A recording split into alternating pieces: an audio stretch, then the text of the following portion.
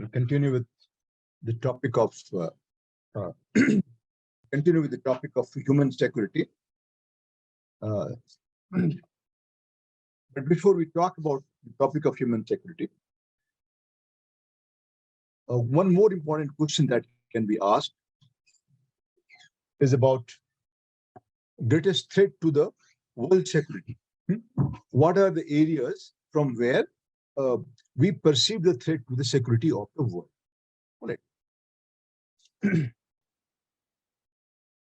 What is the question? The question is the areas from where we perceive the threat to the security of the world. We are studying security in context of the international politics.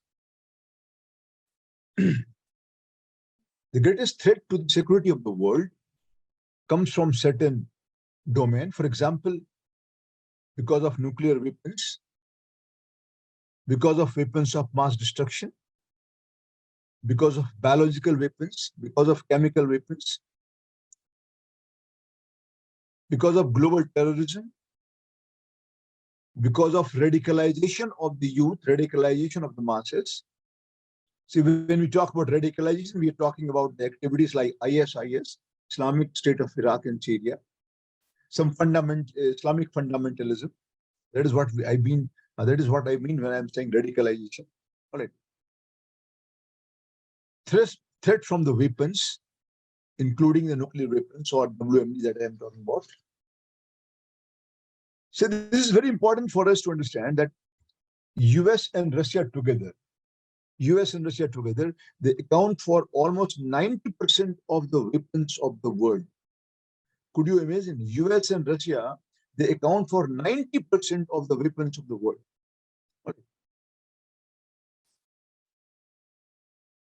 So if you're asked a question on the areas, the domain from where we perceive a threat to the security of the world, all right? In this context, I will not be talking about the food security. In this context, I will not be talking about the energy security. I will not be talking about that. Those things we'll discuss when we discuss the concept of human security within a while from now. Means we are talking about threat to the world security. We're talking about a threat from the violent areas. Okay, so that is why I talked about nuclear weapons, WMDs, biological weapons, chemical weapons, global terrorism, radicalization, so on and so forth. Or the question can be, when a nation can feel secure. When a nation can feel secure. Suppose this is the question. What would be your answer? Suppose if they have asked you the question from the topic of security, they ask you the question is that when a nation can feel secure. What will be your answer? When a nation can feel secure. Suppose this is the question that they have asked. When a nation, from the perspective of international politics, okay, when it is able to guarantee safety to its national assets. All right. All right, when there is no security dilemma. All right. Good points. See, when we talk about security, what is the primary thing in your mind? When a nation is free from the threat of the war. When a nation can feel secure, a nation would feel secure when there is a freedom from, when a nation is free from the threat of war. That is, there is no possibility of war. All right, when a nation is free from the threat of the war, or a situation where there is political, social, economic stability in the world. See, realist theory of international politics talks about anarchic world structure. The entire structure of the world is anarchic. All right. So quite away from that, when there is political, social, and economic stability in the world, then you can feel secure, then a nation can feel secure. Or when there is a sense of, there is a feeling of fearlessness in the minds of the people. when there is a feeling of fearlessness in the minds of the people. People do not perceive a threat from any source.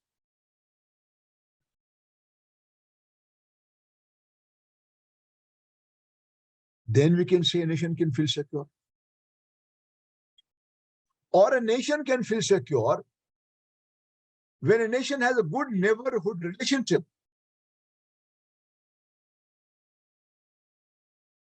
There are no enmities between its neighborhood. See, largely the threat to the security of our country comes from the neighborhood countries.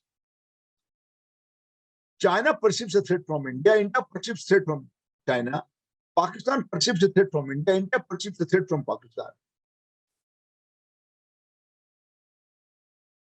More often than not, there is a threat to the security of a nation from the neighborhood countries. So when you have a good neighborhood relationship, when there is a good neighborhood relationship among the countries of the world, there is competition is there, but there is no rival, there is no enmity between the countries of the world. Then we can say, then a nation can feel secure. And this point is very important, good neighborhood relationship. Unfortunately, if we talk about India's sense of security, despite there being an asymmetry of power between India and Pakistan, India being a far more powerful country militarily and economically than Pakistan, still, Pakistan continues to do cross-border terrorism against India, continues to do proxy war against India. Because ultimate intention of both Pakistan and China is to keep India confined on the border so that India is not able to look beyond the border. Because that is their interest.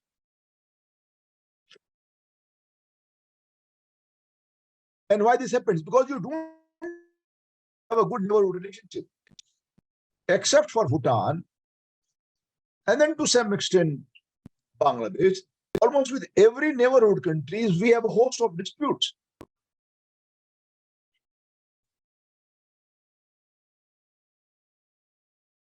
Quite often I say that India wants to become a world power.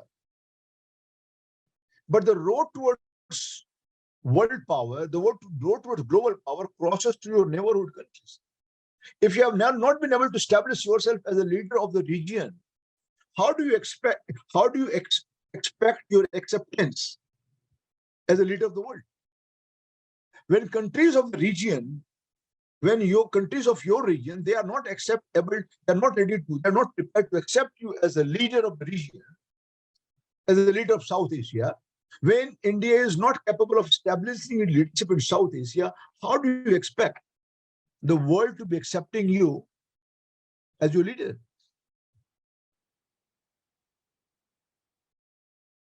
So good neighborhood relationship is again a very, very fundamental point when we talk about how a nation can feel secure. Some of the points I have given you, keep in mind that you can add so many points.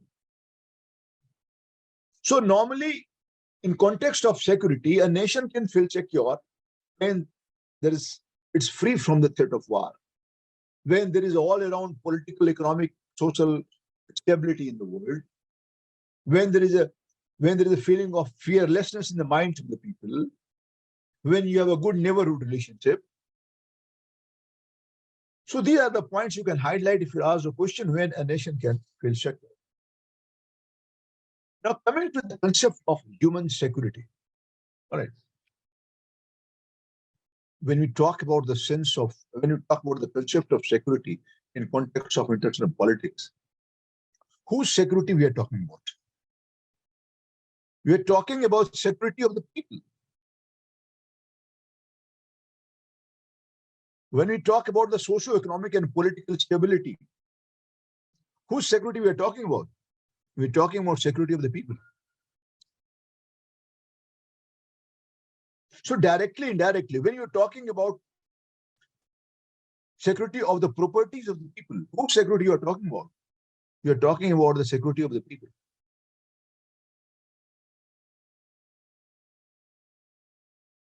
See, the moment we talk about security, what we have in mind is security of our own people. So directly or indirectly, you're talking about human security.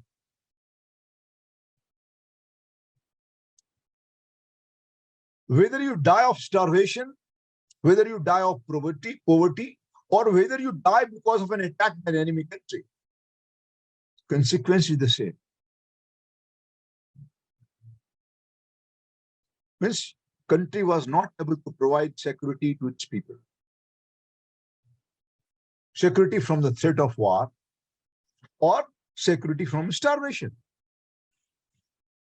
So directly or indirectly, even when we talk about the concept of security in context of international relation,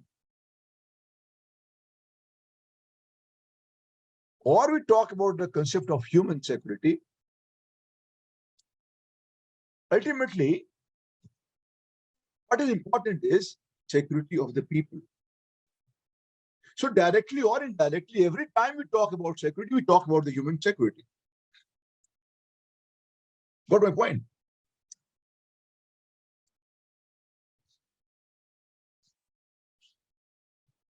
I would like to refer to UNDP's Human Development Report in 1994, and that would be the base of my concept of human security.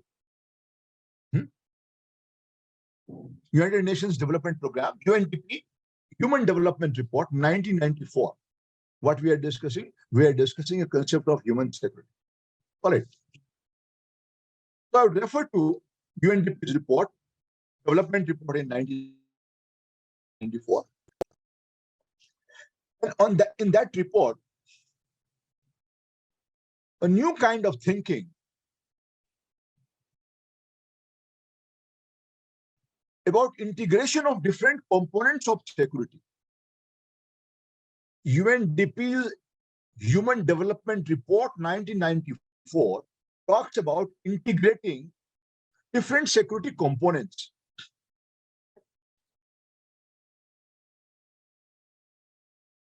So that UNDP report that appeared in 1994, it talked about integrating different security components in context of globalization.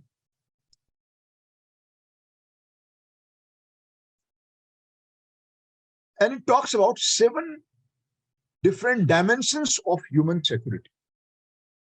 So what is the basis of my discussion? The basis of my discussion is the UNDP report 1994.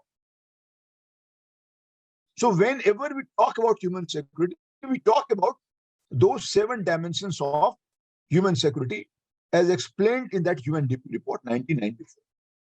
Got my point? Now, what are the 7 components of human security? Number 1, it talks about personal security of the people. Second, it talks about environmental security of the people. Third, it talks about political security of the people.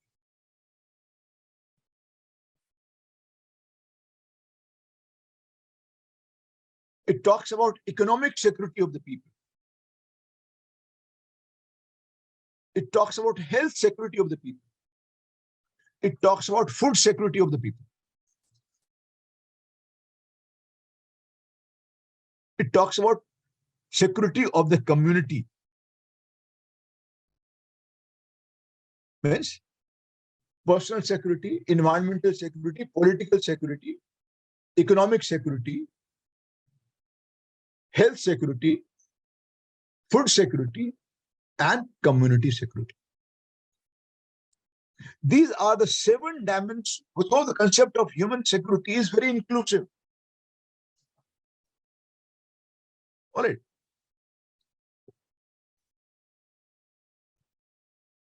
Very inclusive concept. That is why in the beginning I said, whether a person dies because of an attack by an enemy country or a person dies of starvation, for him and for his family, consequences is the same.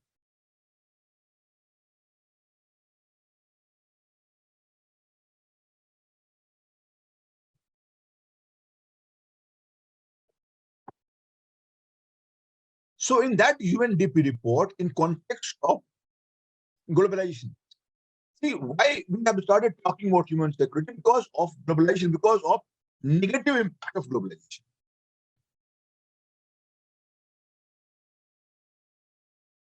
So the 7 dimensions of security, human security that we're talking about, basically the concept of human security considers security to be people-centric. So human security, when we talk about, we are talking about people-centric approach to the security issues. People-centric security concepts. All right.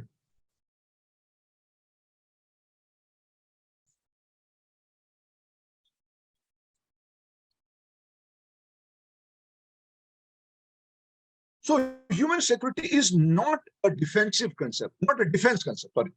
It is not a defense concept. See, normally when we talk about security in international politics, we talk about security as a defense concept.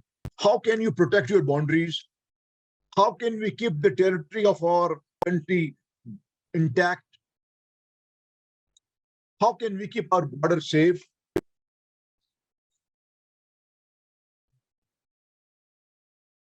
In that sense, we cannot understand the concept of human security. So human security is not a defense concept.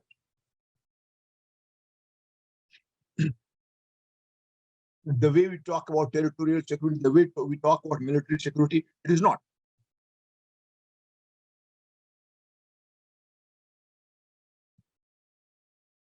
Means the moment we talk about human security, what comes to our mind is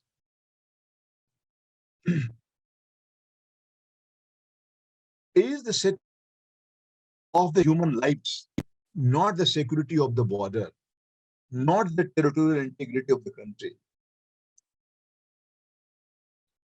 So human security identifies the security of human lives as the core objective of our national and international security policies.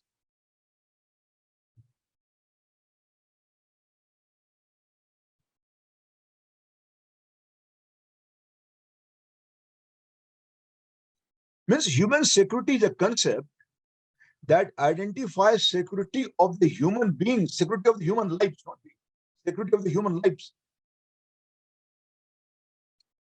Whether it is from a threat of war, or whether it is from because of absence of employment, or whether it is because of the lack of food, or it is because of the poverty. So primary thing in our mind is security of human lives, or security of human lives, and that becomes the core objective.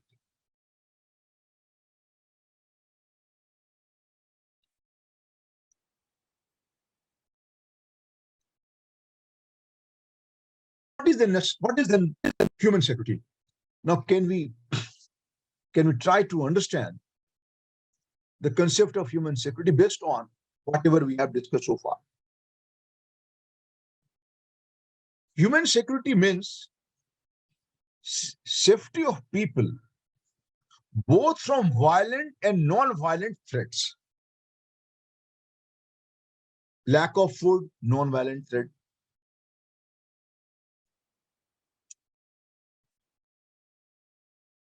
Availability of a water, again a non-violent threat. War is a violent threat. But when we talk about human security, what we have in mind is safety of the people, both from violent and non-violent threats.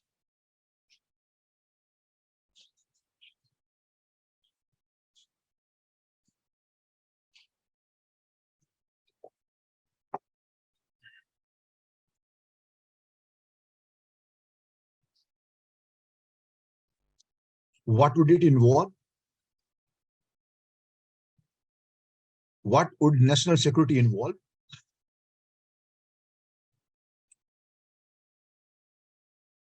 It involves development, it involves investment in human development and not in arms and weapons.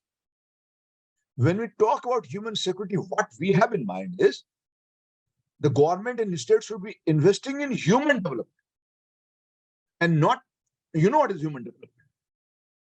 Investing in education, investing in health, investing in enhancing the capabilities of the people.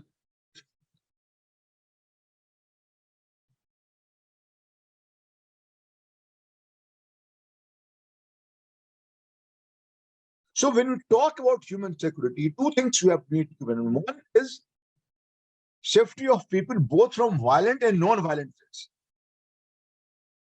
Poverty is a non-violent threat.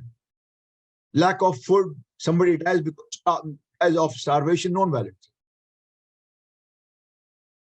So human security is something wherein we need to provide protection to the people both from violent and non-violent threats. So for this, we need to invest on human development and not in arms and weapons. One more important point I would like to tell you. According to that recommendation of the UN Development Report 1994, what it said, talking about the human development, the report says 20% of the national budget and 30% of the foreign aid that a country gets must be used for human development. I have to understand the point. The report suggests that 20% of national budget of a country and 20% of the foreign aid which the country gets must be used for human development. All right.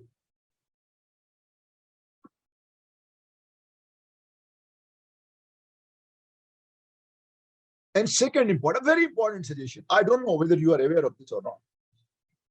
In that UNDP's Human Development Report 1994, apart from prescribing that 20% of the national budget and 20% of the foreign aid must be used for human development, it also recommends establishment of Economic Security Council. You have a political security council in the United Nations to prevent the threat of war. Political security. You have a security council inside the United Nations. So on the same line, UNDP's Human Development Report 1994 recommends establishment of an Economic Security Council to take care of the economic needs of the people. Economic Security Council.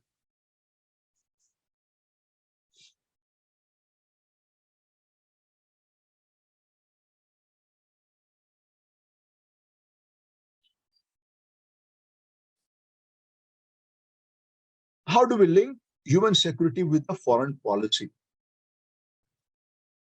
Because we are studying human security as a part of international politics. So how do we link human security with the foreign policy? I will come to that point. But before coming to that point, I just wanted to ask you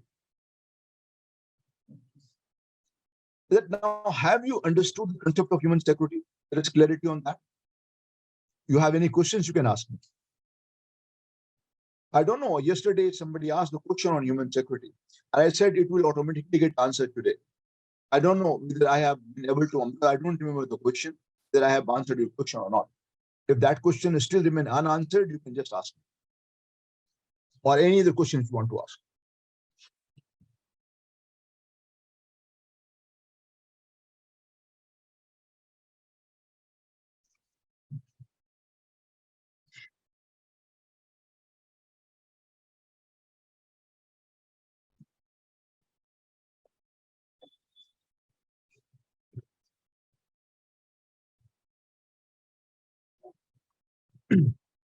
All right. Thank you so much. Now, human security and foreign policy, how it is connected.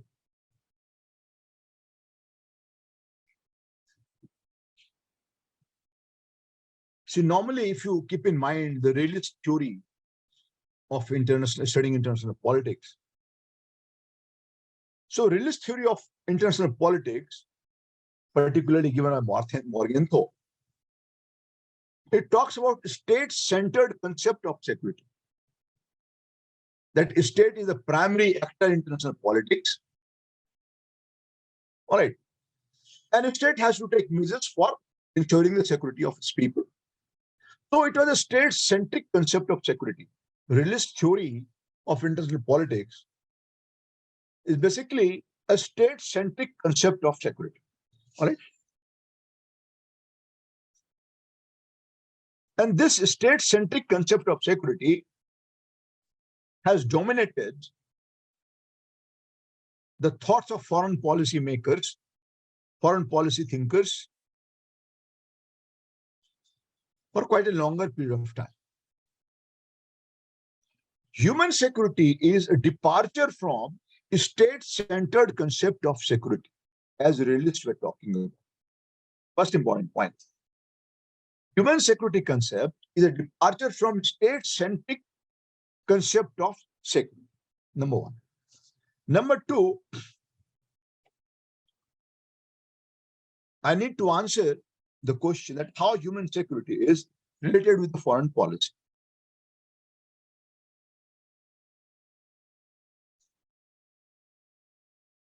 How it is linked with the how human security is linked with the foreign policy. Now let me explain this point.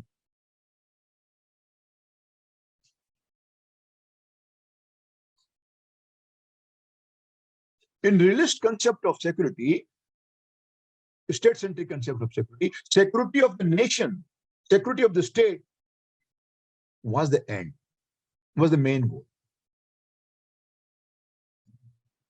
Why power was given a lot of importance? Because power is something which will be able to enhance the security of the nation. So power was the route through which you can ensure the security of your nation or of your state.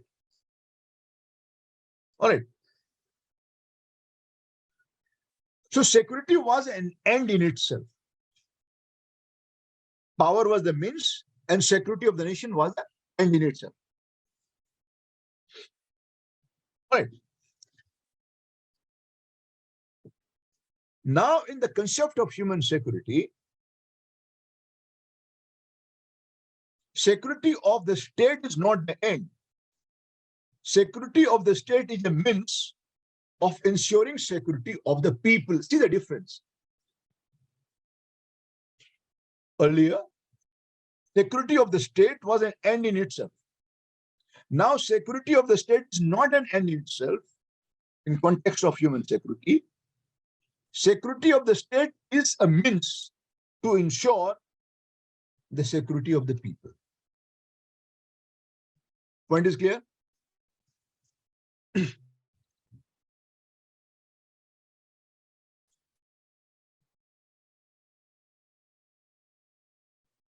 Means human security involves, as I said earlier, protection from both violent and non-violent threats. So that is why I told you, ultimate objective is people's security. Whether it is from threat of war or from hunger, threat from or from starvation or from hunger or from unemployment. It is about security of the people. So in human security concept, what we have done, we have made security of the state just a means to ensure the security of the people. And what is the end? End security of the people.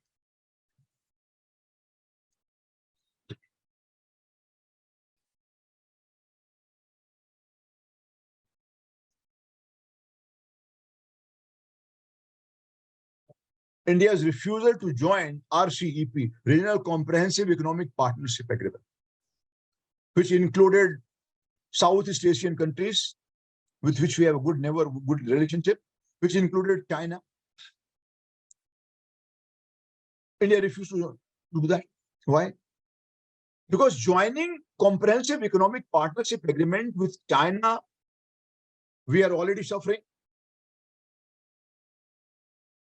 We already have a deficit trade from China, deficit of almost about $55 to $60 billion per annum. We already have a deficit trade from ASEAN countries.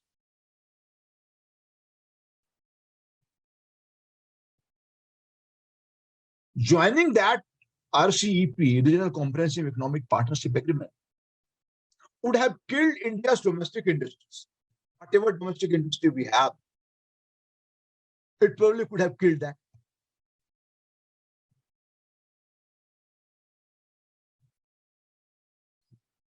So for security of India's own domestic manufacturing, keeping in view the needs of security needs of our own people,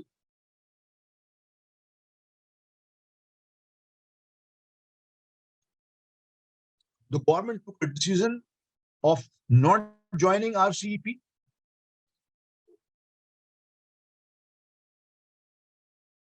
So decisions made by the state to maintain the security of state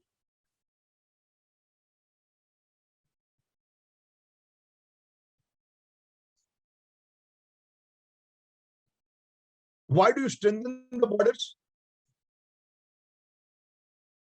Why do you do patrolling on the borders? Why India has signed ceasefire agreement with Pakistan in 2003? For the security of the people living on the border.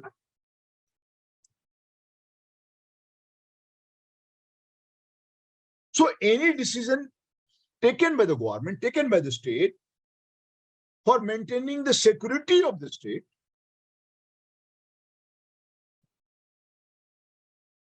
any security related decisions taken by the government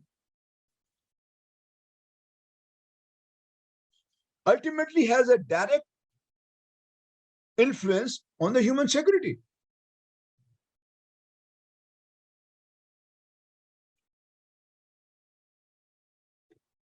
Yes. The point I'm making is that any decision taken by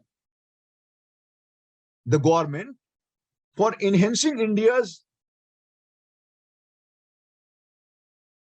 security so far as international relation is concerned, that is directly related with the human security. Again, keep reminded of the example given earlier.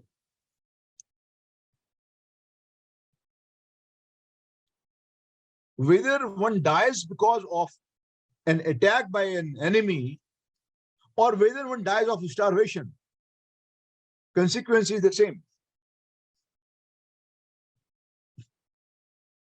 Means there is now integration of international security with the human security.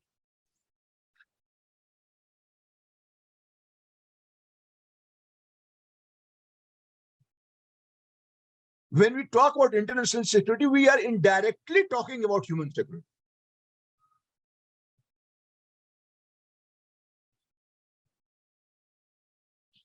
The difference between the two concepts is that when you talk about international security or when you talk about security in international context, you are making security the end.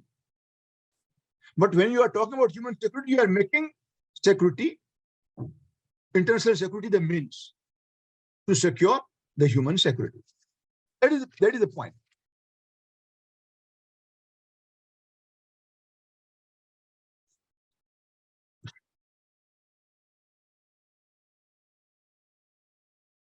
One more important point when we talk about human security.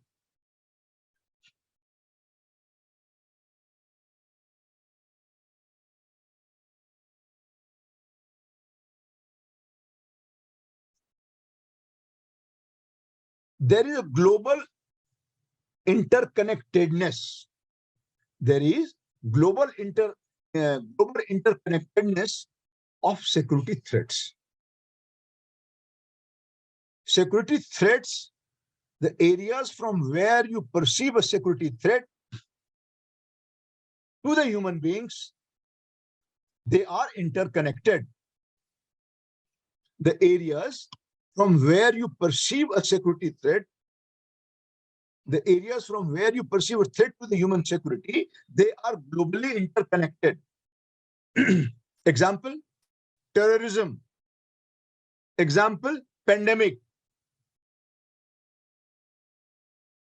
Example, financial crisis. Example, global warming. Example, global poverty.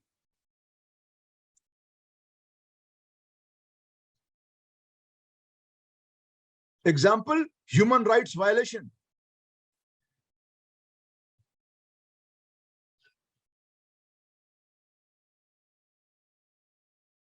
Means the areas from where you perceive a threat to human security. Whether it is because of terrorism, or it is because of pandemic, or it is because of global financial crisis, or it is because of global warming, or it is because of global poverty, or it is because of human rights violation.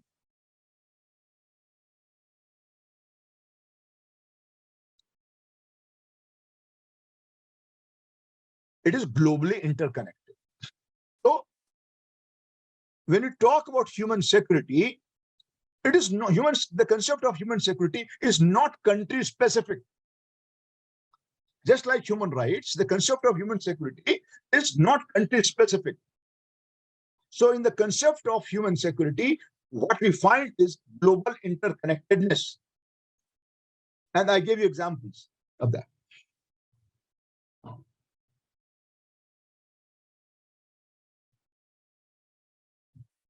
That is why it is said there is a need for integration of, and that is what was the recommendation in the UNDP report that I'm talking about.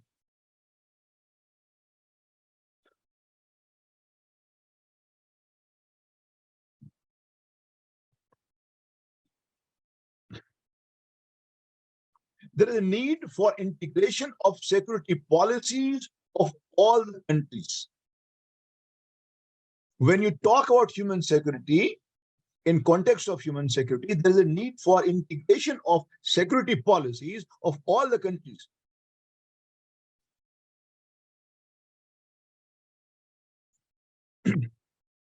If you want security from terrorism, you need to have a common policy. If you want to have a security from global poverty, you need to have common security policies. If you want to have human security from pandemic, you need to have a common health policy. If you want security, human security, arising out of financial crisis, global financial crisis, you need to have a common economic policies.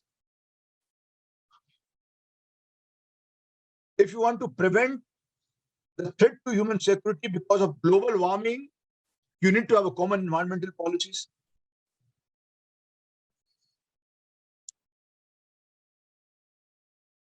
If you want to prevent the threat to human security because of human rights violation, you need to have a common human rights policy.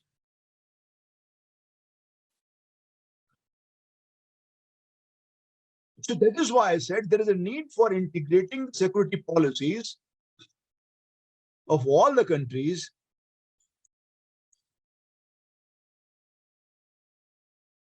because ultimate objective is the human security, which is the end in it. Anything which you have not been able to understand, please point out.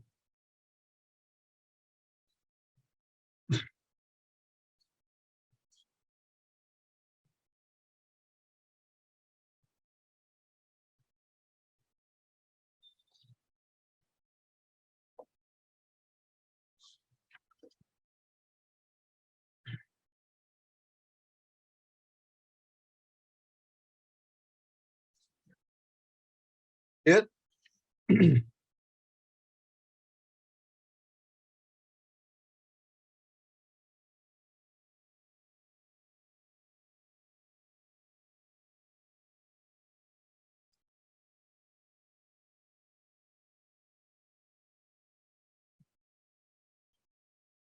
No questions?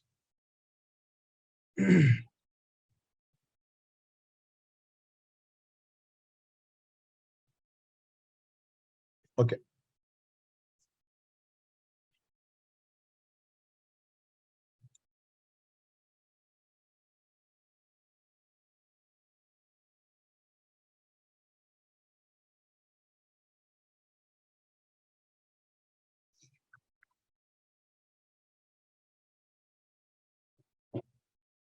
Human security does not matter national security as in particular.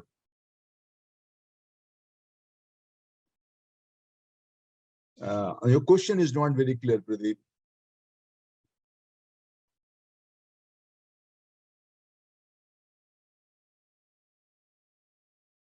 No. The human security is very elaborate. It is a very inclusive concept. Threat to human life from any source, national, international. Threat to a human life, whether it is from war, or whether it is from hunger, whether it is from poverty, whether it is from unemployment, whether it is because of lack of water. So from any source where you perceive the threat. So human security is a very elaborate concept. So now instead of talking about the international security, we are talking about human security. The only difference is that the only difference is that international security in earlier case was an end. Security was an end in itself, but now security is a means. National security or international security is a means. And what is the end? Human security. All right. Now, before we switch over to the concept of power,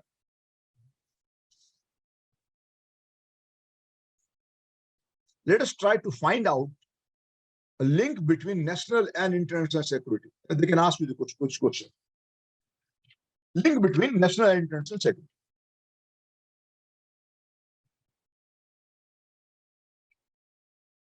National security and international security are becoming closely integrated now.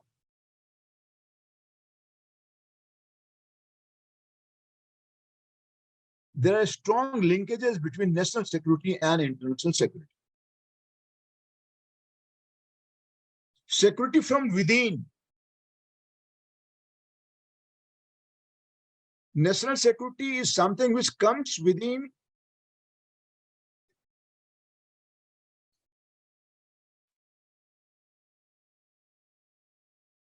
national security or internal security.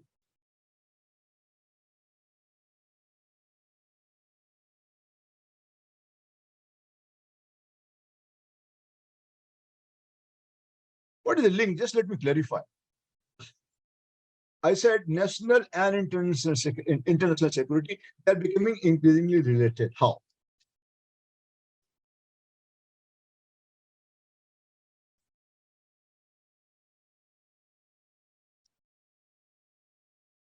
The old notion that security is primarily concerned with the national power.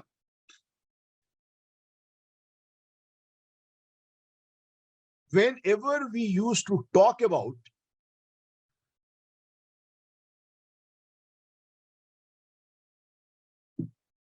security, what we had in mind is India's military power or India's economic strength. Means the moment you talk about security, you talk about your power, national power, in terms of military power, in terms of economic power. That concept is getting challenged now.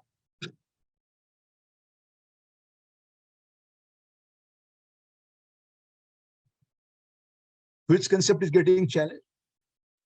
That security is primarily concerned with your national power in context of military power or the economic strength or the economic power. So that concept is getting challenged now.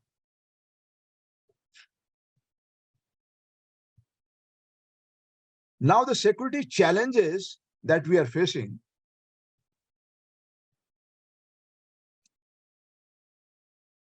that is not only concerning security of the boundaries of the country,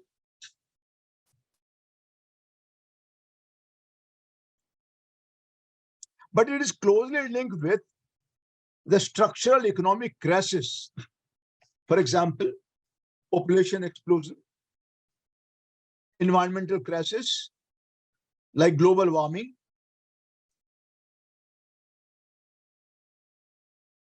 means earlier notion of security was concerned with your military power and your economic power. Now, when we talk about security in the new context,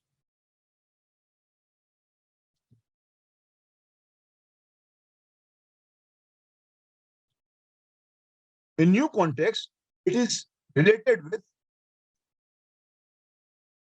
the structural crisis that the country is facing, that the countries are facing, because of population explosion, because of environmental challenges, and so on and so forth.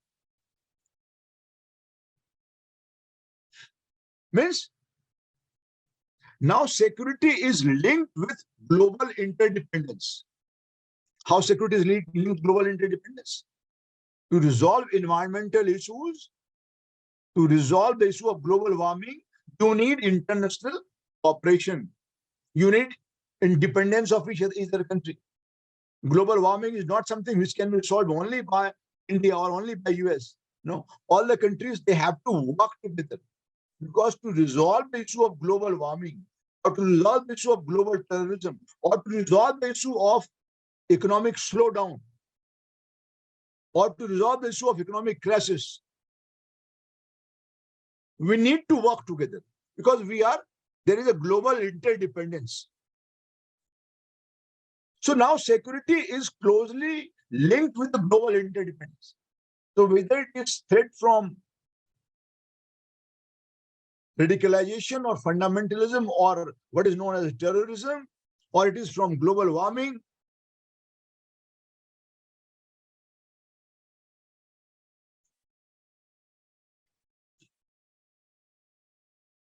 so there is a link now.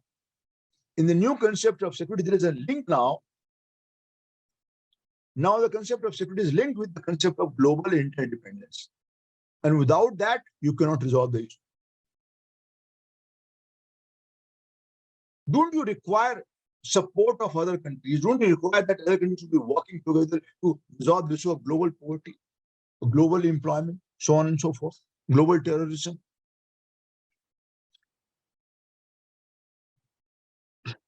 So security is security, and security is not a divisible concept. Security cannot be divided between now.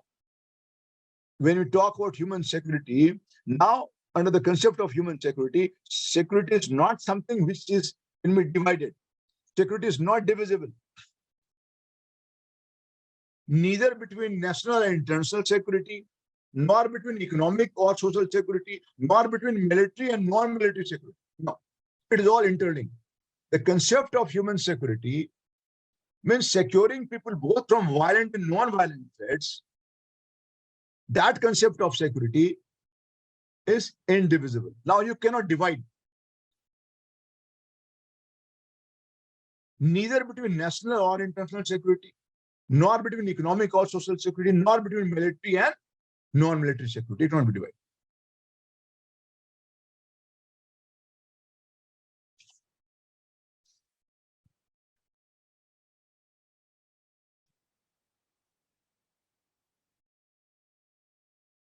Any question you have in mind? Point is clear?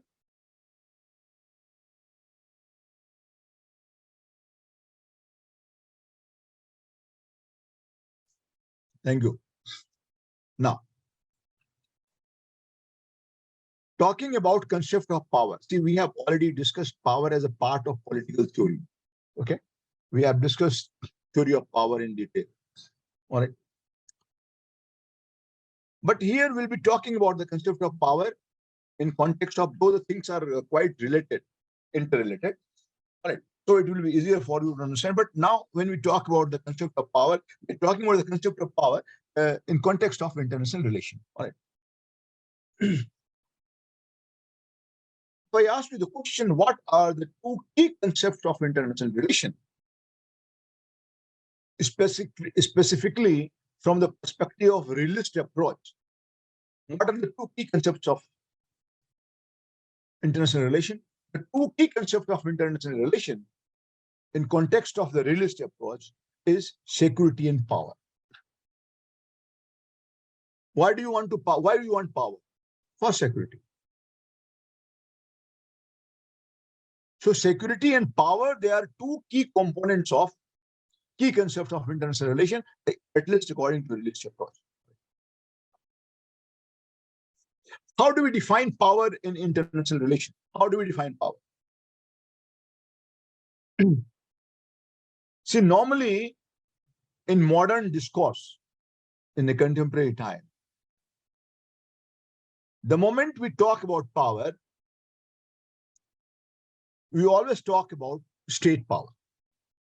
Point is clear? In modern discourse of power, whenever we talk about the concept of power, we always talk about the state power. And what the state power indicates? State power indicates two kinds of power, economic power and the military power. You cannot become a military power without becoming a great economic power. To enhance your military power, you need to have a strong economy.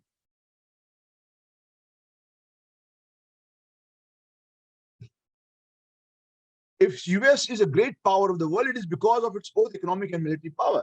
If China is a great power in the world, it is because of both economic and military power. So the moment you talk about power,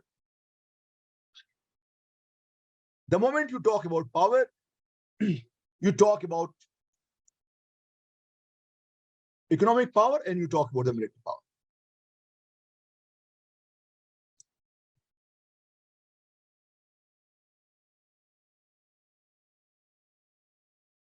When we refer to a state, I said America as a power, China as a power, Germany as a power, Costa Rica, a small country, as a power, Japan as a power, India as a power, Pakistan as a power, Sri Lanka as a power, Nepal as a power. So when we refer to different states, I give several examples. So in international relation, when we refer to a state, we refer to a state in context of a power. How? Small power, middle power, regional power, great power, superpower, hegemonic power.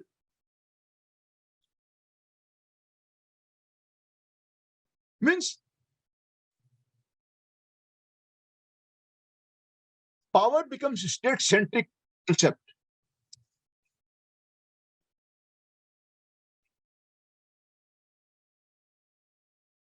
So referring to state in international relation as a power, America as a power, a superpower, Russia as a great power, China as a great power.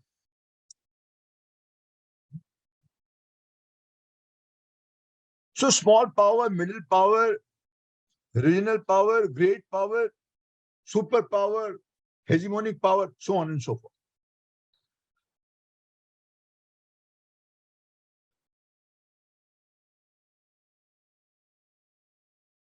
When we talk in terms of regional power, we talk about NATO as a regional power, G7 as a power, economic power, G20 as an economic power, BRICS as a power, Quad alliance as a power.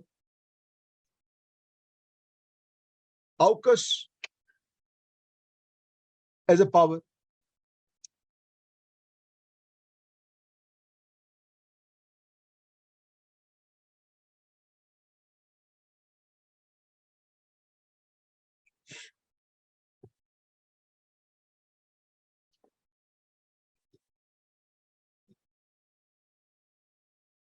So states can also be referred as a power.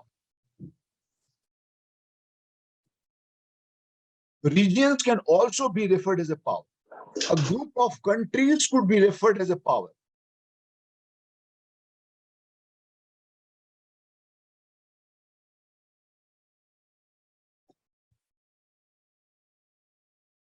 But it is not that only states are referred as a power. Non-states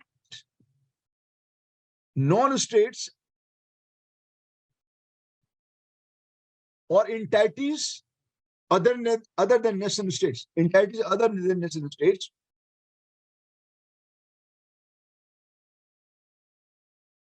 they can also be referred as a power.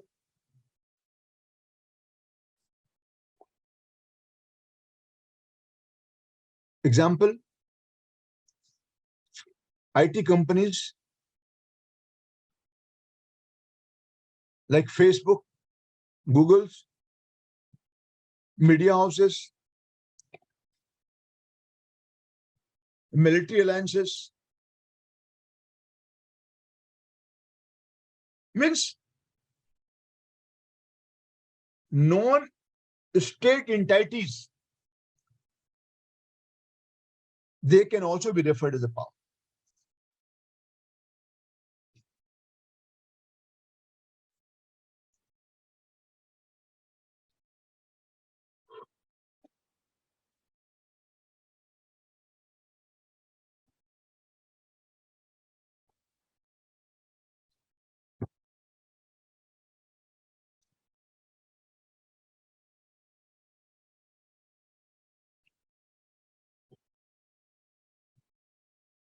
Power can also be described as the goals of the state,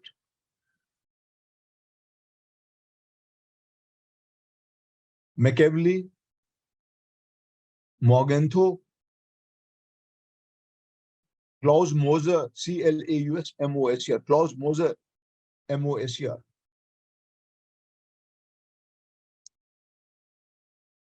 So they talk about power as a goal of the state. Machiavelli says the state should be very powerful. Morgenthau talks about the power of the state. Moser talks about power of the state. So power as a goal of the state. Power that makes a country a leader.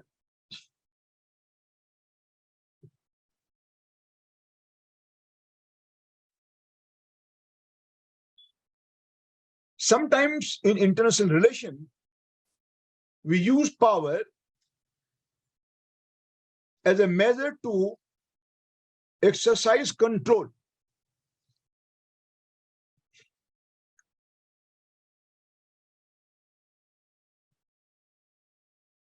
Warsaw Pact,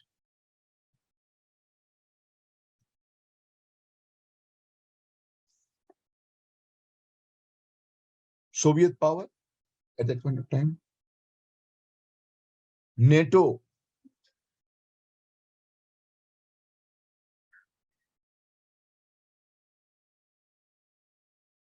again a group power.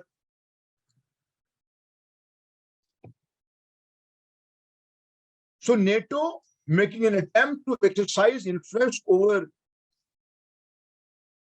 Russian group of countries, Russia making an attempt to exercise power and control the behavior of a NATO group of countries. So power as a measure to exercise influence over the others.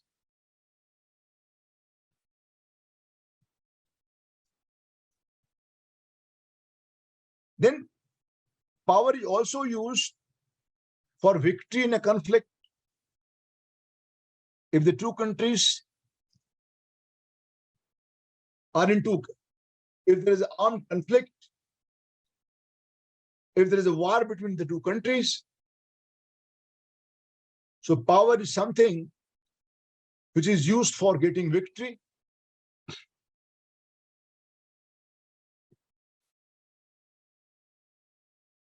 Power is something which is considered necessary for the security of the country.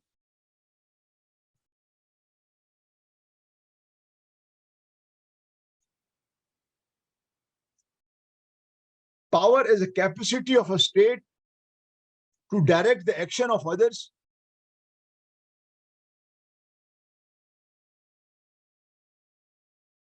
China threatening its allies not to take a supply, not to take weapons from Russia, not to buy oil from Iran under threat of sanctions. So power can also be understood as a capacity of a power to direct the action of others. Don't do this, do this. Don't buy oil from Iran. Don't buy S-400 missiles from from Russia.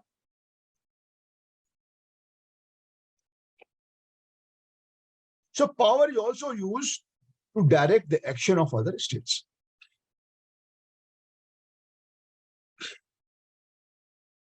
I'm just trying to elaborate upon how are we using the concept of power in international politics. Right?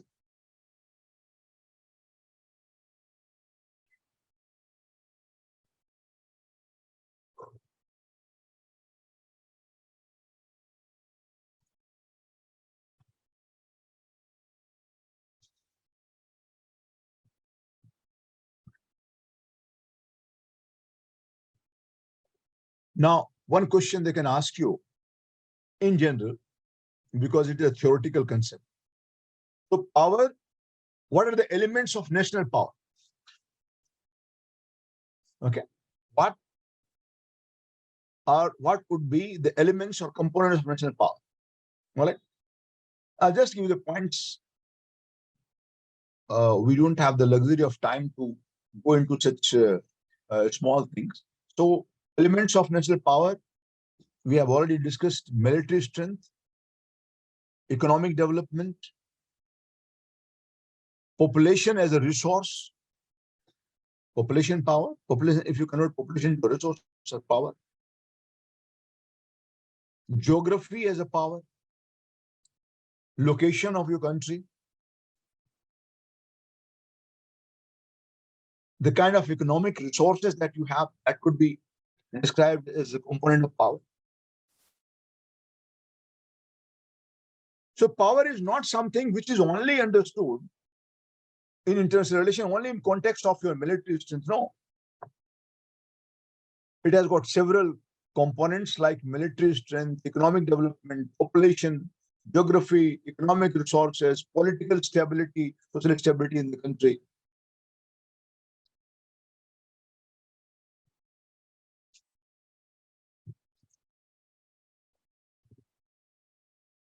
Then they can ask you a question about the changing nature of power. Hard power, soft power, smart power, you are aware of this.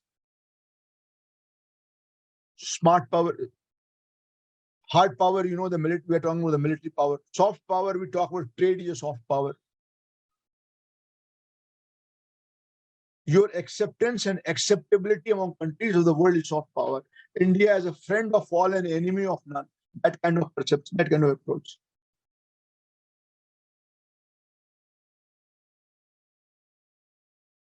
So hard power, soft power, a good combination of good mix of hard power and soft power, what we call smart power.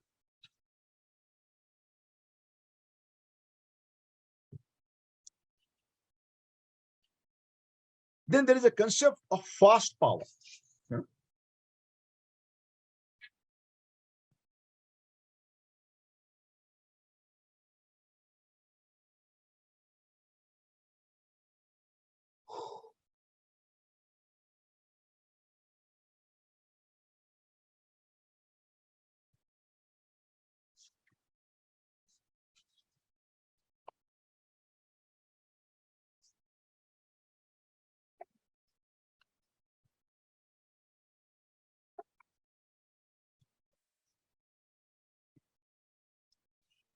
John Chipman, he gave a concept of fast power.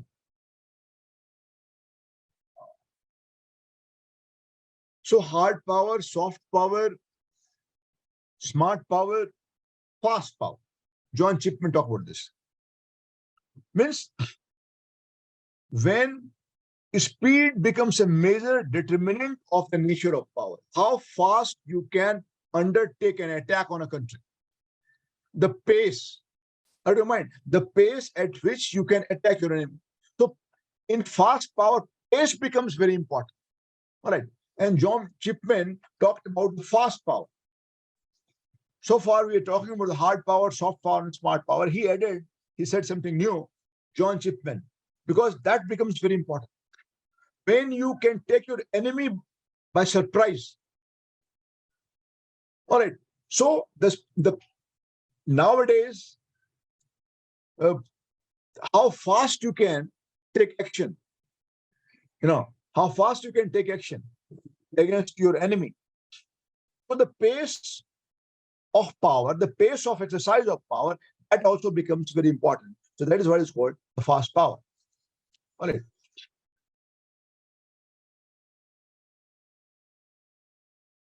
When we talk about power, we also talk about polarity of power.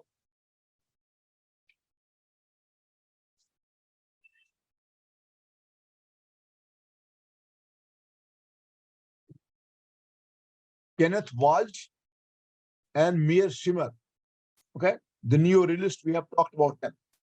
All right.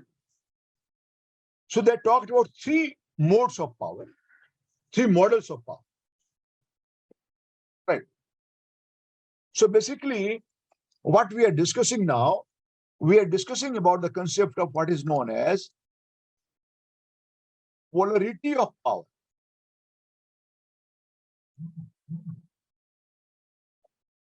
And polarity of power, when we talk about, so we talk about unipolar, we talk about bipolar, we talk about multipolar. So in the concept of power, they can also ask you the question on polarity of power, unipolar, multipolar, and bipolar. I'm not going to discuss the details. You know what is unipolar, what is bipolar, what is multipolar. It's not required. All right.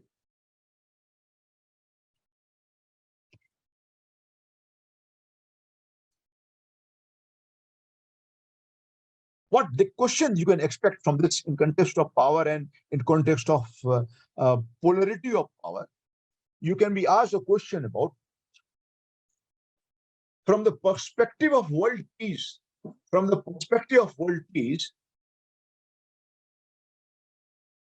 which model of power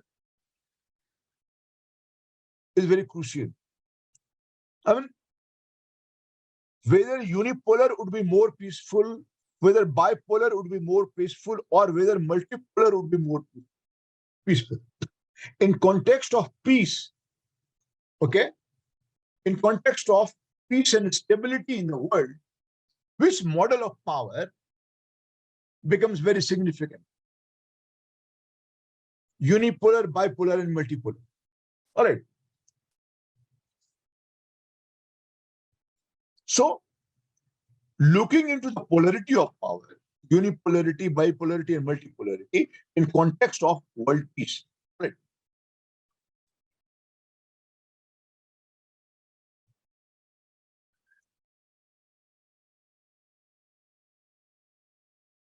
According to Kenneth Walsh and according to Meir Shimmer,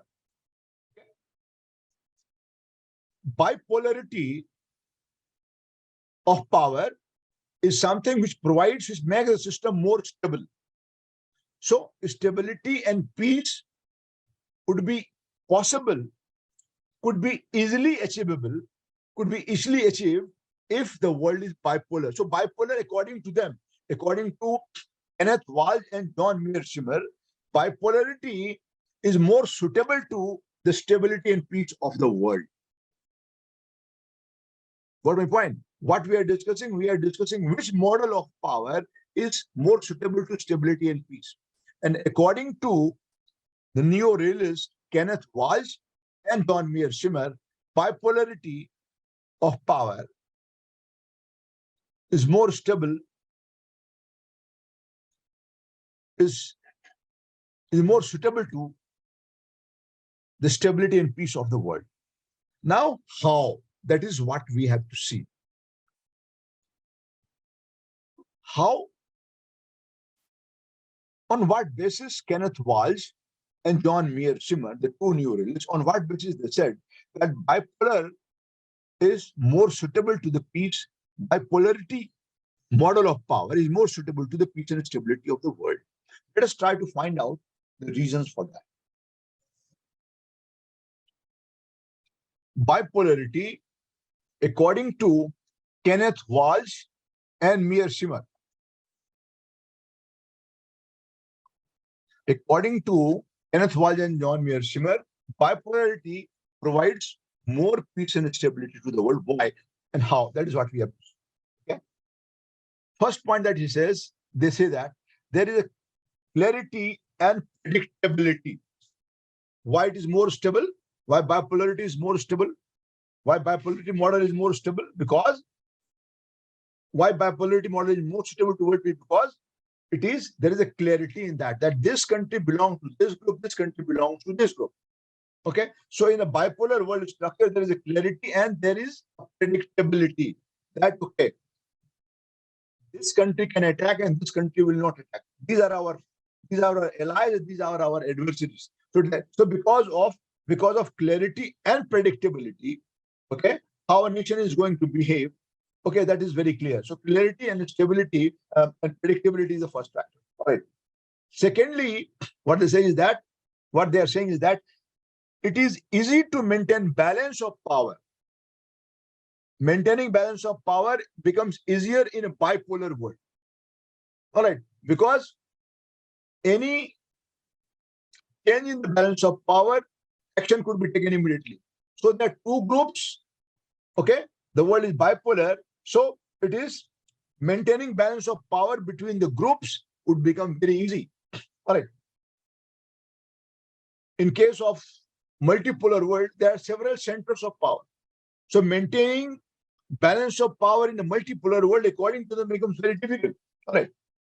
So why this model is preferable? Because it leads easy to maintain balance of power in bipolarity. All right. Why it guarantees? They say it guarantees it guarantees stability. Why it guarantees stability? It guarantees stability because the two key actors are clearly identified. This is US, this is Russia. In bipolar world, two key international actors, they are easily identifiable. All right. And so it guarantees stability to the world. All right. Again, system of deterrence is very effective. It makes easy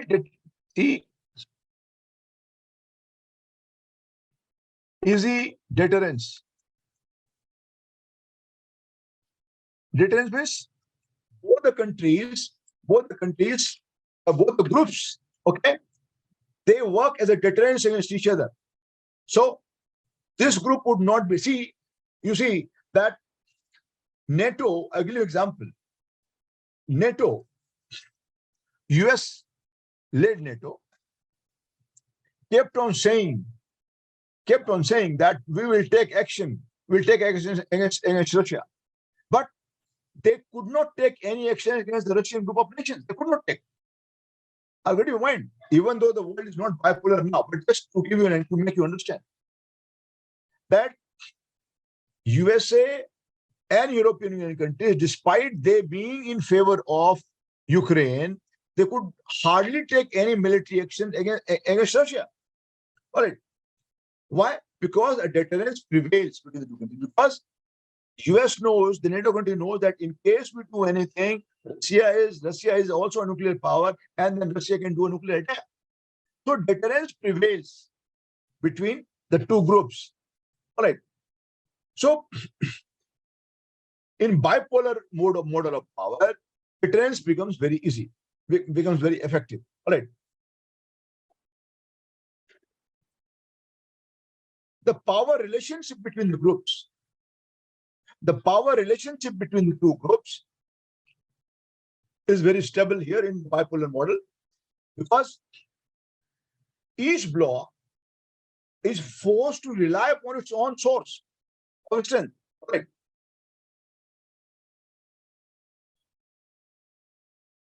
So NATO countries, when the world was bipolar, and the Warsaw Pact countries, okay, they were closely relying on each other within the group. Right.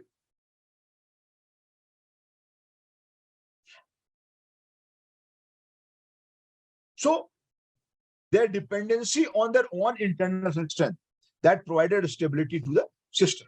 All right.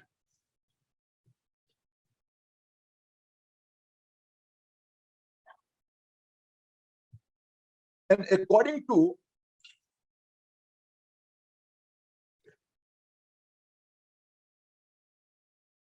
neo-realist thinkers, the bipolarity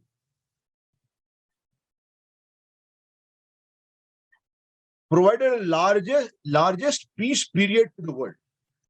Okay.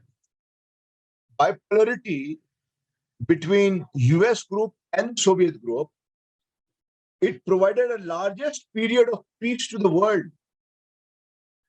between 1945 and 1990,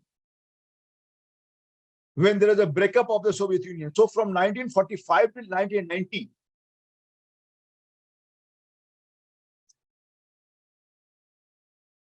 it was the largest period of peace in the world.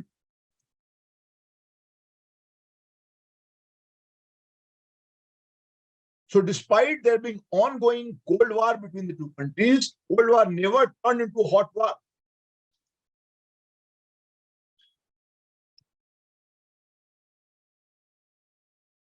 So according to Kenneth Walsh and John Meyer Schimmer, bipolarity model of power is the best guarantee for peace. All right.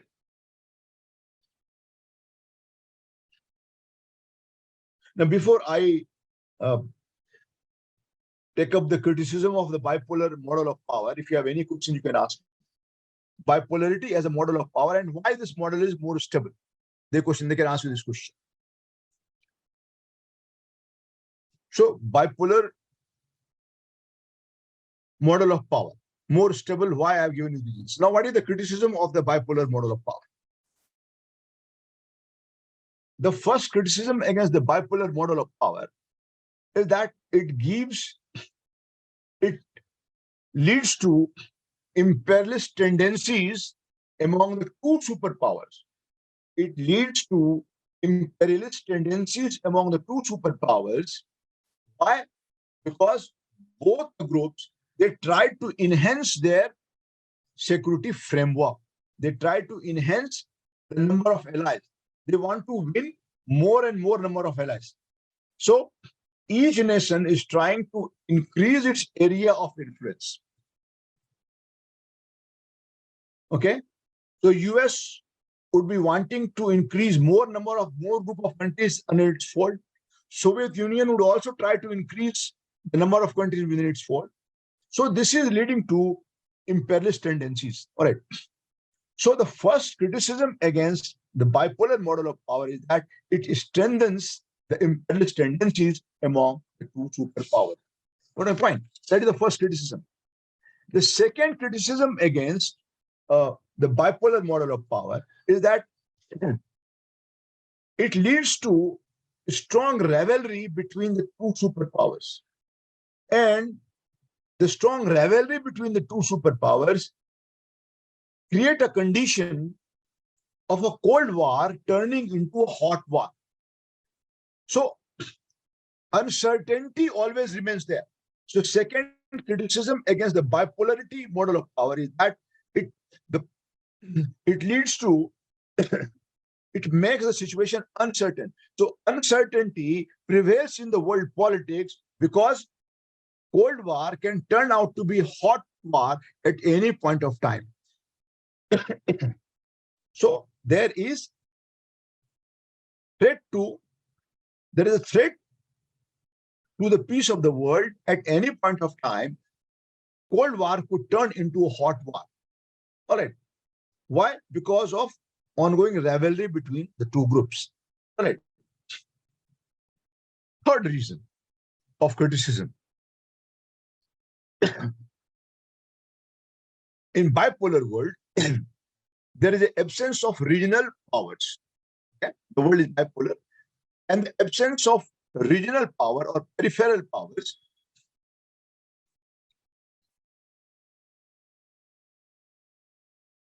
creates a possibility of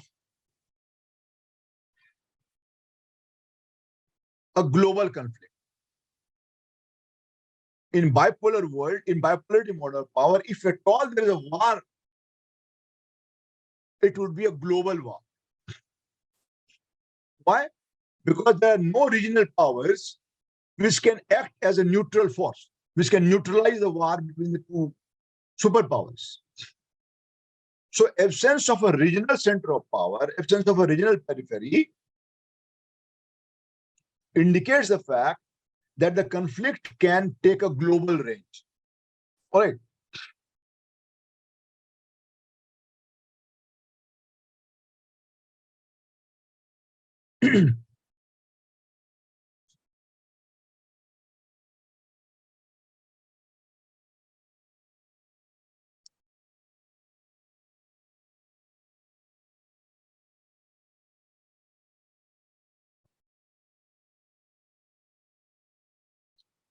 And in case of, as both the groups, they have the nuclear powers, they had the nuclear powers. So in a bipolar world, in bipolarity model of power,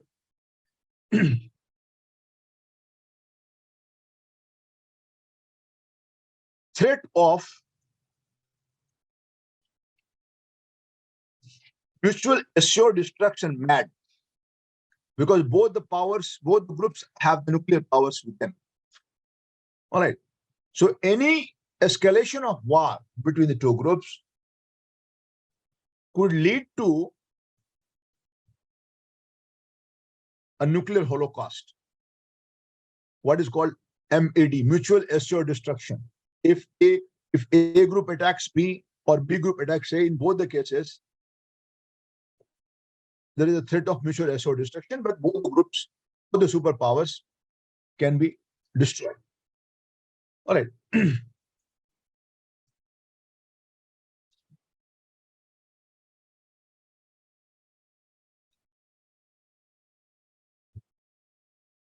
Now,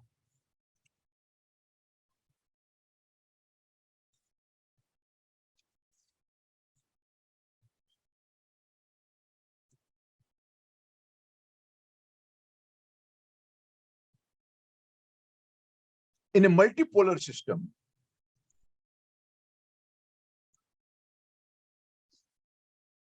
according to Kenneth Walsh and John Mearsheimer, multipolar system is more unstable.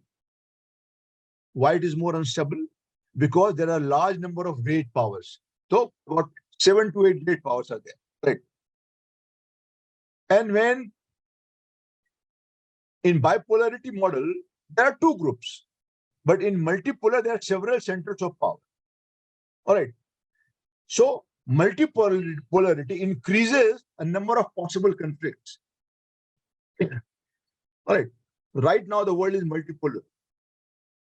So somewhere, always a war, you will find war going on in different regions of the world. All right. So in multipolarity, the chances of war are more because there are several centers of power. All right. And when the world is multipolar, so there will be several shifting of alliances. One country leaving this group, joining another group, one country joining leaving one group, joining another group. That becomes why? Because there are several centers of power. There are 7 to 8 centers of power, centers of influence, and the countries would go on changing the group, shifting the alliances. All right. So higher level of uncertainty, according to them, in a multipolar world. And security dilemma would be very high in multipolarity world. All right. So in bipolar world, your enemies are well known. Lines are clearly demarcated. But that clear demarcation is not possible in multipolar world. All right.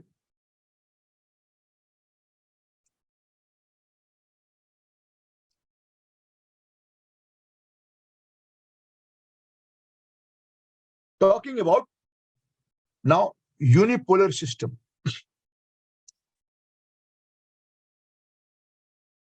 What is the possibility of peace in the unipolar world? There is hegemonic stability theory. What we are discussing?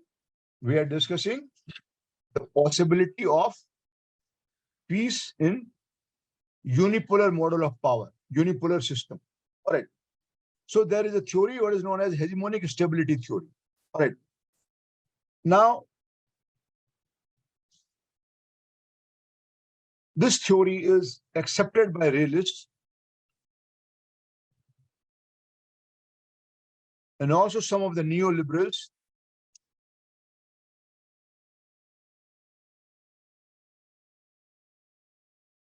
And according to them,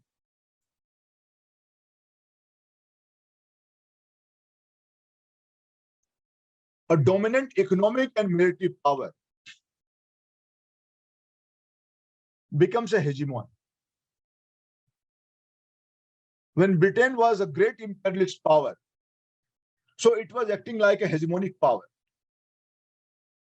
After the fall of Soviet Union, for a certain period, US was acting as a hegemonic power.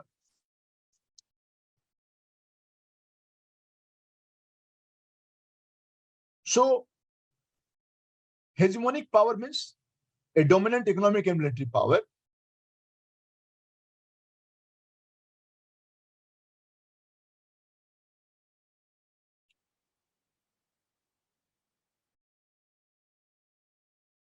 Because of its predominance of power, because it's a great economic power and great military power when compared to other countries, can guarantee a peace to the world, can guarantee a peace and stability because of its hegemonic nature.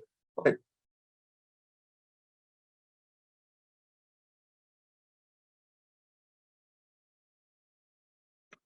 So those who talk about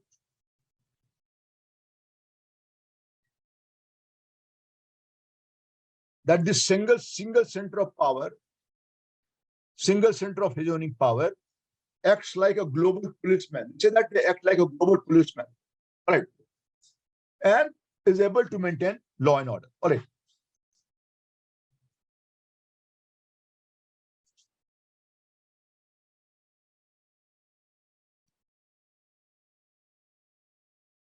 On what basis?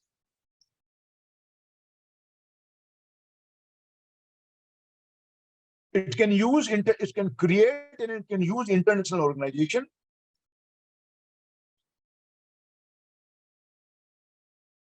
for spreading its own ideas, for spreading its own influence in the world.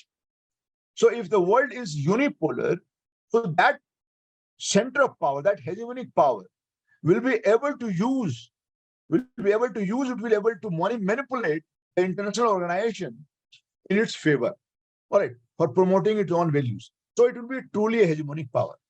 All right.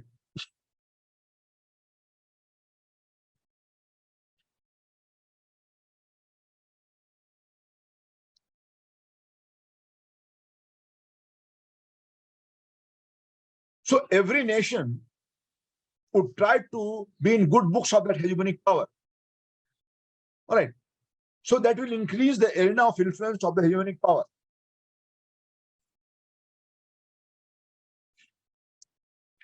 And hegemonic power is also not interested in destroying the peace of the world because status quo suits it. Because it has an interest in preventing the conflict in the world. Because it is only when the situations are stable, only when there is a political and social stability, only then status quo would prevail. And only when a status quo would prevail, that the that hegemonic power will be able to exercise its control. So it is within the interest of hegemonic power that status quo is maintained. So on that basis, it is said that unipolarity is suitable to the peace and stability of the world. That is the plus points of, if you are asked a question about the advantages of a unipolar model of power, I've given you some points. All right.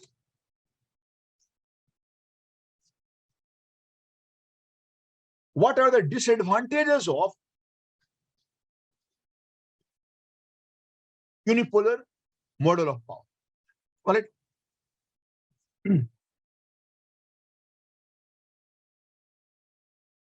Kenneth Walsh is critical of this unipolar model of power. He says it leads to unbalanced power.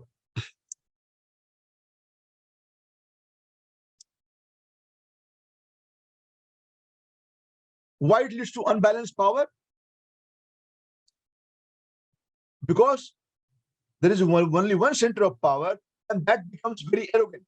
So it can lead to arrogancy of that superpower, that unilateral power. It leads to arrogancy. It can lead to arrogancy of that superpower,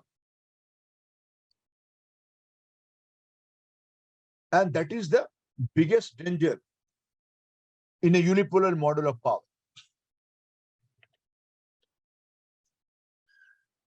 So unipolar model of power, according to Kenneth Walsh, creates unbalanced power.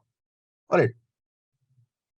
Secondly, he says that there is a threat to cultural hegemony. Very important point. That unipolar model of power, that hegemonic power would try to create a cultural hegemony among countries of the world. Cultural hegemony, you are aware of that. Third point, when you talk about the disadvantages of unipolar model of power, is that it can lead to what is called imperial decay. No, because hegemonic power is an imperial power. So according to the critics, that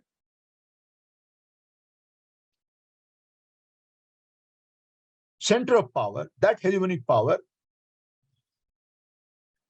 will take so many tasks in its hand. It will try to interfere in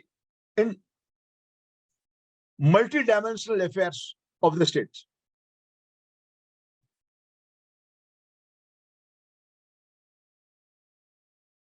So taking too many tasks at a time can eventually weaken that imperial power, can weaken that hegemonic power. Because it will be involved everywhere. It is the only center of power. It is a major center of power. And getting itself involved in different issues throughout the world and ultimately weaken that hegemonic power.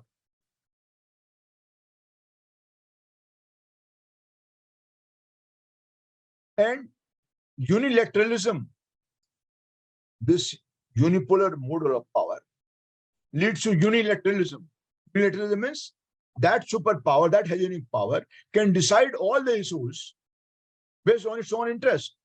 All right. So this can lead to ignorance of this can lead to overlooking of the interest of other countries, because that hegemonic power will take decision unilaterally without consulting the others, because it is hegemonic power. So it could compromise the national interest of other countries. So on that basis, unipolar model of power is criticized. Now we are taking up a topic, balance of power. Okay. We have talked about national interest. We have talked about security. We have talked about power. Now we are taking the topic of balance of power. All right.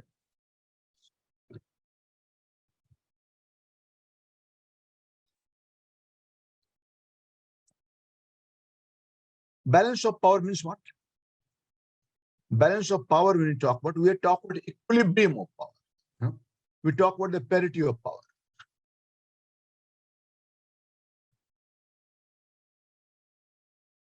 We talk about absence of a preponderant power.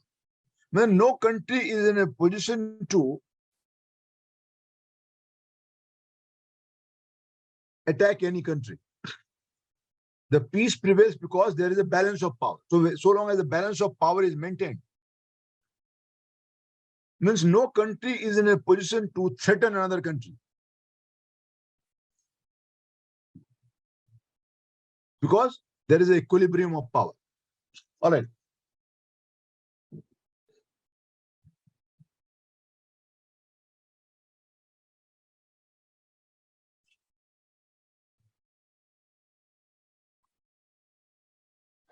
And according to realist theory,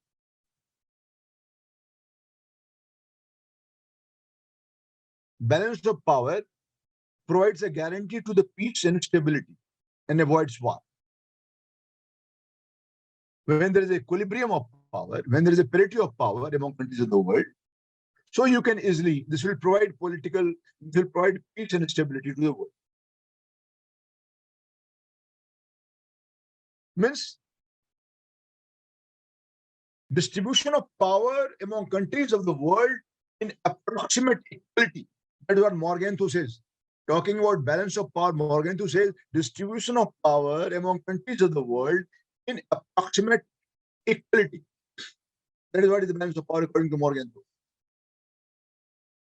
Means when power is evenly balanced. All right.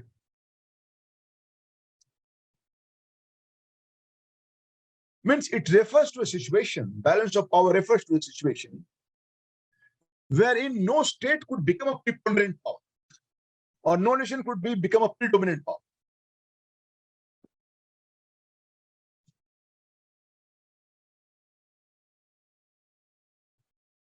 Means no nation is in a position to exercise its influence over the other because of the parity of power.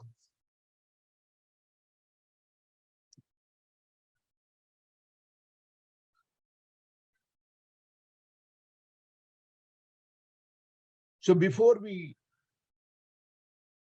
discuss the theory of balance of power in detail, regarding balance of power, there are three kinds of views. One is realist view, then there is a liberalist view, and then the critical view. So first, what I will do, I will take the realist view, then I will take the liberal view, then I will take the critical view. Right. And apart from the realist view, liberal view, and the critical view, there is also a feminist view of power, and there is also a post-colonial theory of power. So we are not going into much detail, just I will give you the gist of every theory. All right. Now, what is realist view of power?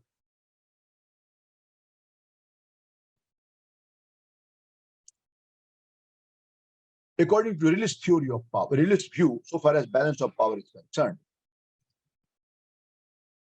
according to realist, balance of power is a central core component, core concept in international relation.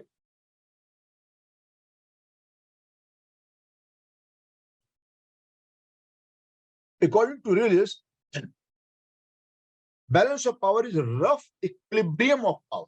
Rough, not exact. Rough equilibrium of power between two or more powerful blocks. If there are three blocks, there is equilibrium of power between three blocks. If there are two blocks, all right. So this means it believes in realist theory of realist view of balance of power, believes in coexistence of two or more than two groups of power, two or more than two centers of power. All right. And there is rough equilibrium of power between two or more groups. So what is important for us to understand in realist view, that there should be minimum two or more than two groups could be there. And they should be sharing equality in power. All right. And as I have told you, we were discussing the bipolar model of power, and that it said that this balance of power leads to peace and stability in the world. All right.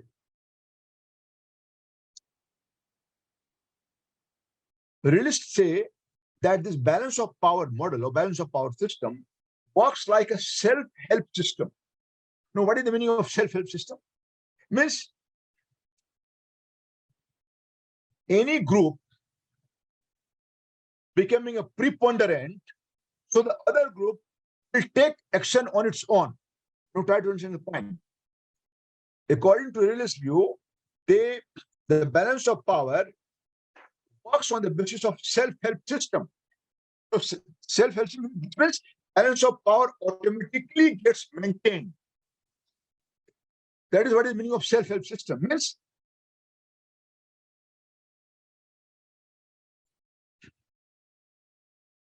the nations would try to prevent any hegemonic preponderance of power. It would try to ensure that no nation, no group becomes a preponderant power. That is the basis of realist theory of power. All right.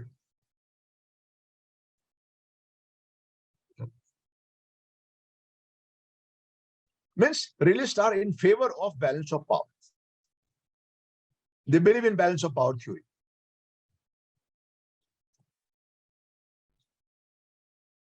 Now, when we talk about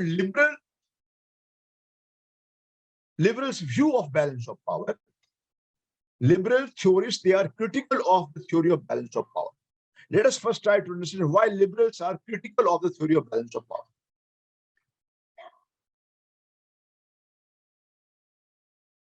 They are critical of theory of balance of power because they say that it gives legitimacy to power rivalry among countries of the world. All right. It leads to rivalry among the groups. It leads to rivalry among the different centers of power.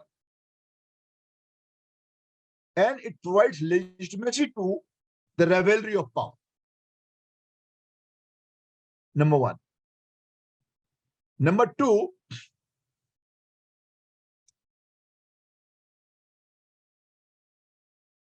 this provides an instability to the system, and because it increases distrust and suspicion among the powers. It leads to suspicion and distrust among the centers of power. That is the interpretation of the liberal theories. So the first point I've told you is that why they are critical of the theory of balance of power, because it provides legitimacy to the rivalry of power. Secondly, it creates instability and it increases distrust and suspicion among the power. They do not trust each other. All right. And according to liberals' view, there are more chances of war. Instead of preventing war, balance of power situation can lead to more war-like situation, according to liberals. Now, realists view that balance of power provides stability, and because there is equilibrium of power, nobody will be attacking another. But liberals believe that since there is a rivalry between the group, since the countries are suspicious of each other, group, they do not trust each other, so chances of war, balance of power, instead of preventing a war, it will lead to a war, according to realists. All right, according to liberal view. And so what can we do? What can be done for this? So liberals, they believe in collective security. They say that instead of balance of power, if you want to maintain peace in the world, what is required is collective security. The point which you have discussed yesterday, one for all and all for one. That mechanism can provide peace and stability to the world. All right. So that is realist view, and that is the liberals' view of balance of power. All right. I will stop here because when we start another view that is a critical view, so we'll not be able to complete that. So we'll do that tomorrow. So tomorrow when we start, we'll start with the critical view of balance of power. All right. We'll start from that. So critical view, feminist view, and the post-colonial view of the balance of power. All right. Any question if you have, and how the balance of power theory works, what are the assumptions, that thing will be taken up tomorrow. If you have any questions in your mind, you can ask me. Any question if you have in your mind, you can ask me.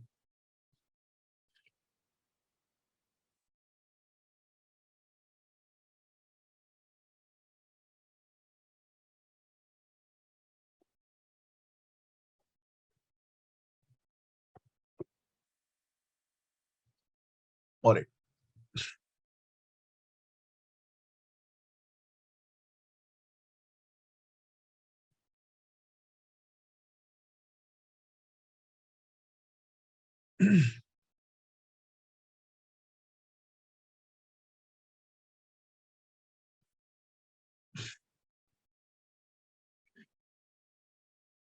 You see, Pradeep, you have asked, even after knowing the challenges of a multipolar world, it is good that India is pushing for a multipolar world. See, the point is, it suits India. If you look from India's point of view, India is a middle rank power. India is a middle power. Okay, India is middle power, and India, as I told you, is a swing state. All right. So the chances for India to become a global power increases when there is a multipolarity in the world. Got a point? And India wants to have a truck. See, if the world is bipolar, then you will have to go either for the US side or you will go to the Russian side. That will not suit you. India wants to have best of both Russia, its relationship with Russia, and India wants to have best of both its relations with the United States of America. So India wants its friendship with different centers of power. India also wants to go along with the G4 group of countries. Why? Because G4 countries are the most serious claimant of what is known as the permanency to UN Security Council. India going on its own, this claim will not be accepted. But if India takes the support of G4 countries, say for example Brazil, or India takes the support of Japan and Germany, the other G4 countries, so India's power gets enhanced. So India's national interest requires that it goes for multipolarity and not for bipolarity.